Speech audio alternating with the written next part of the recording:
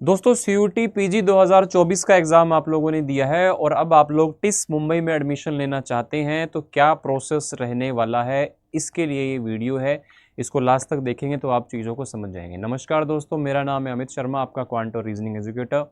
कैसे हैं आप सभी लोग? दोस्तों आप लोगों का जो टिस है मुंबई, इससे पहले जो है आप लोगों का लास्ट ईयर तक टिस नेट हुआ करता था, जो कि अब सीयूटी पीजी के अंडर में आ गया है। तो इसके अंदर बेसिकली क्या है, आपको दो फेजेस मिलते हैं, दो स्टेजेस हैं। स्टेज 1 का आप लोगों का सीयूटी पीजी का जो स्कोर है वो होता है जो 75% आपका कंसिडर किया जाता है, और जो 25% है वो आपका स्टेज 2 आ जाता है। अब स्टेज 1 और स्टेज 2 में क्या क्या चीज़ें आती हैं। स्टेज 1 में तो सभी का ही आपका जो स्कोर है सीयूटी पीजी का वो काउंट किया जाता है।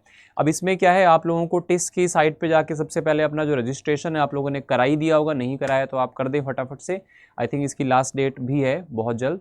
तो इसमें आप लोग जो है ना, अपना पहले जाके टिस वाली जो वेबसाइट है उस पर जाके आप अपना काउंसलिंग प्रोसेस का जो फॉर्म है, रजिस्ट्रेशन है, उसको फिलअप कीजिए। Then you have to go for the second stage. अब सेकंड स्टेज जो है अलग अलग के लिए अलग अलग है।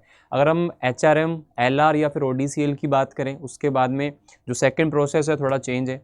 अगर हम SE की बात करें, आपका सोशल इंटरप्रेन्योरशिप की बात करें तो अलग है, और रिमेनिंग जो बच गए उनका प्रोसेस अलग है। तो यहाँ पे मैं आपको तीनों का प्रोसेस बताता हूँ। जैसे बच्चा आप लोगों का HRM, LR या फिर ODCL के लिए है, तो इसमें सेकंड स्टेज में आप लोगों को यहाँ पर जो है, पहले तो आपको DF भरना होता है, यानी कि डिटेल्ड एनालिसिस।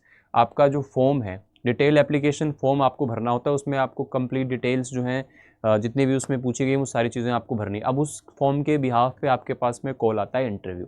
तो इंटरव्यू के अंदर क्या है, आप लोगों का दो प्रोसेस है यहाँ पे। इसमें एक तो होता है आपका online group discussion for this, और आपका होता है ऑनलाइन पर्सनल इंटरव्यू। तो ये दोनों चीज़ें होती हैं। तो यहाँ पे ये 25% पोर्शन आपका कवर करता है, और 75% आप लोगों का जो सीयूटी पीजी का जो स्कोर है वो आप लोगों का यहाँ पर कंसीडर किया जाता है ना। अब इसके बाद में यहाँ पे आप लोगों का जो है सारा स्कोर वगैरह सब चीज़ें होने के बाद में आपका मेरिट लिस्ट का फॉर्मेट आता है, मेरिट लिस्ट बनती है। उसके बाद में फाइनल आपका सिलेक्शन की तरफ आप लोग बढ़ते हैं। अब जैसे SE की बात करें, सोशल एंटरप्रेन्योरशिप की बात करें, तो इसमें भी आपको DAF भरना होता है। इसमें भी आपको डिटेल एनालिसिस फॉर्म भरना है, उसके बेसिस पे आप इंटरव्यू में बैठते हैं। ऑनलाइन पर्सनल इंटरव्यू होता है इसमें, लेकिन आप लोगों का ऑनलाइन केस डिस्कशन होता है। इसमें केस डिस्कशन होता है, और जो रिमेनिंग आप लोगों के बाकी के बच गए उसमें भी ये सेकंड फॉर्मेट में DAF के बाद में आप लोगों का ऑनलाइन पर्सनल इंटरव्यू होता है। और एक्सटेम्पर आपको कोई भी टॉपिक दिया था इस पर आपको 2 या 3 मिनट तक बोलना होता है, बात करनी होती है। तो ये आपका दूसरा जो फेज़ है वो ये होता है। इसके बाद में वही सेम है, आपका मेरिट लिस्ट बनता है। मेरिट लिस्ट बनने के बाद में आप लोगों का यहाँ पर जो फाइनल सिलेक्शन है उसके प्रोसेस तक हम लोग यहाँ पे पहुँचते हैं। तो ये सारी चीज़ें देखो, आप लोग लगातार टिसनेट की जो वेबसाइट है उस पर विजिट करते रहें।